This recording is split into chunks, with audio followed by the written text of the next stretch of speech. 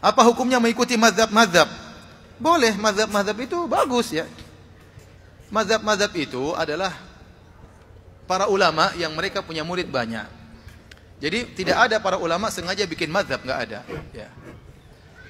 Yang pertama mazhab Abu Hanifah. Abu Hanifah pintar, di zaman dia banyak orang pintar, tapi dia yang top. Akhirnya dia punya murid banyak, akhirnya ilmunya berkembang, jadi dia disebut mazhab Abu Hanifah.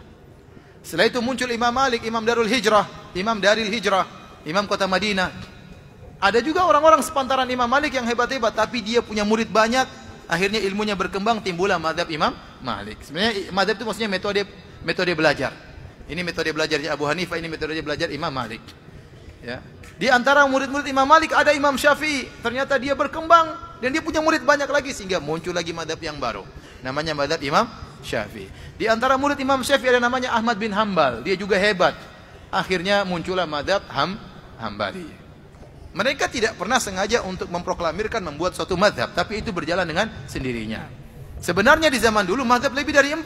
Ada mazhab Ishaq bin Rohawai, ada mazhab Sufyan Ats-Tsauri, ada mazhab Abu Thawr, ya, tetapi mazhab-mazhab tersebut hilang. Kenapa? Karena tidak ada murid-muridnya yang meneruskan ilmu mereka. Tetapi secara pendapat masih termaktub dalam buku-buku fikih. Demikian juga termaktub dalam, sering disebutkan oleh Abu Isa At-Tirmidzi. Dan ini pendapat fulan disebutin. Tetapi secara mazhab sudah tidak ada karena tidak ada murid-murid yang meneruskan. Jadi bermadzhab itu boleh. Anda belajar agama melalui metodenya Imam Syafi'i, silakan, tidak apa-apa. Yang dilarang adalah fanatik atau memaksakan harus bermadzhab, itu yang jadi masalah. Dan para imam tidak pernah memaksa untuk bermadzhab, dan mereka tidak pernah mengajarkan murid mereka untuk fanatik. Contoh besar Al-Imam Syafi'i rahimahullah ta'ala. Al-Imam Syafi'i punya murid langsung namanya Al-Muzani.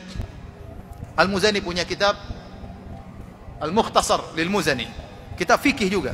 Kitab Mukhtasar Al-Muzani ini mengumpulkan, meringkas pendapat Imam Syafi'i dari kitab Al-Um dan juga dari ceramah-ceramah Imam Syafi'i. Dalam kitabnya tersebut dia sering mengatakan, guru kami Syafi'i mengatakan demikian, adapun saya berpendapat demikian. Dan dalam buku-buku fikih ma'ruf, Imam Muzani berpendapat demikian, Syafi'i berpendapat demikian. Contoh, antum baca sederhana, saya baru baca kemarin, masalah kapan Lailatul Qadar. Menurut mazhab Imam Syafi'i, Lailatul Qadar itu malamnya tertentu, tidak berubah sepanjang tahun. Kalau malam 23 ya malam 23 terus. Kalau malam 21 malam 21 terus. Dan Imam Syafi'i dalam sebagian berpendapat malam Lailatul Qadar selalu malam 21. Dan dalam pendapat yang lainnya mengatakan malam Lailatul Qadar selalu malam 23. Ternyata diselisih oleh muridnya Al-Muzani. Al-Muzani berkata malam Lailatul Qadar itu berpindah-pindah dari tahun ke tahun. Bisa jadi malam ini 21, bisa jadi tahun depan malam 27, bisa jadi malam berikutnya malam 25. Ini muridnya menyelisih gurunya dan tidak ada masalah. Ya. Contohnya lagi Imam Syafi'i punya murid namanya Ahmad bin Hanbal. Apakah Imam Ahmad bin Hanbal mengikuti seluruh perkataan Imam Syafi'i? Tidak, bahkan dia bikin mazhab baru namanya mazhab apa? Hambali. Imam Syafi'i sendiri tidak taklid kepada Imam Malik, gurunya Imam Malik. Ternyata Imam Syafi'i keluar dari mazhab Imam Malik dan dia berkembang sendiri sehingga punya mazhab apa? Syafi'i. Jadi yang jadi masalah adalah memaksa harus ikut satu mazhab tertentu, itu yang tidak boleh. Tapi kalau dikatakan bahwasanya boleh bermadzhab, boleh. Bahkan ulama kita bermadzhab. Syekh bin Baz mazhabnya Hambali. Ibnu Utsaimin rahimahullah mazhabnya apa? Hambali. Kebanyakan ulama di Saudi mazhabnya apa? Hambali. Ibnu Taimiyah Hambali. Muhammad bin Abdul Wahhab Hambali. Kalau mereka menuduh kita tidak bermadzhab, tidak benar. Sebagian ulama kita juga bermadzhab, cuma mereka tidak menyuruh untuk apa? Untuk fanatik. Yang jadi masalah saya dapati di zaman sekarang ini, ada sebagian ustadz atau kiai yang memaksakan harus bermadzhab. Tatkala dia bicara tentang musik, mazhab semua dia buang. Kenapa? Karena seluruh mazhab mengharamkan musik. Mazhab Hanafi mengharamkan musik, mazhab Hambali mengharamkan musik, mazhab Syafi'i mengharamkan musik, mazhab Maliki mengharamkan musik. Terlebih lagi mazhab Syafi'i keras dalam masalah musik.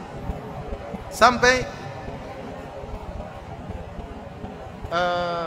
salah seorang ulama dari mazhab Syafi'iyah, Ibnu Hajar Al-Haytami, dalam kitabnya Az-Zawajir an Iktirafil Kabair, tentang peringatan terhadap dosa-dosa besar, dia memasukkan bermain alat musik termasuk dosa besar. Nah, orang ini tatkala bicara tentang mazhab, begitu masalah musik, dia buang seluruh mazhab. Selama ini dia bilang harus bermadzhab Syafi'i, harus bermadzhab Syafi'i, begitu masalah musik, mazhab nggak dipakai. Ya sama saja. Berarti dia juga tidak keluar dari mazhab. Terus dia suruh orang harus bermadzhab. Tatkala tidak sesuai dengan hawa nafsunya, dia keluar dari mazhab. Antum baca mazhab Syafi'i, semua mazhab Syafi'i mengatakan jenggot itu sunnah. Sudah bicara jenggot, ya sudah tidak pakai mazhab. Enggak usah jenggot, enggak apa-apa. Gimana semuanya bilang sunnah? Semua mazhab bilang sunnah. Jadi maksud saya, bermadzhab itu boleh dan itu baik. Seorang belajar fikih mazhab Syafi'i enggak ada masalah, bagus. Tapi tidak boleh apa? Fanatik. Kenapa? Karena para ulama mencontohkan demikian. Imam Syafi'i muridnya langsung Al-Muzani tidak fanatik sama Imam Syafi'i rahimahullah taala. Bahkan sebagian ulama Syafi'iyah, ini nanti bisa tanya langsung kepada Al-Ustaz Dr. Musyaffa hafizahullah taala, karena risalah dia tentang usul fikih berkaitan dengan mazhab Syafi'i. Dia akan menjelaskan bahwasanya banyak ulama Syafi'iyah belakangan menyelisih usul Imam Syafi'i rahimahullah taala. Bukan cuma menyelisih furu', bahkan menyelisih apa? Usul. Kalau mengatakan harus sama persis seperti Imam Syafi'i, ternyata tidak juga, para ulama tidak demikian.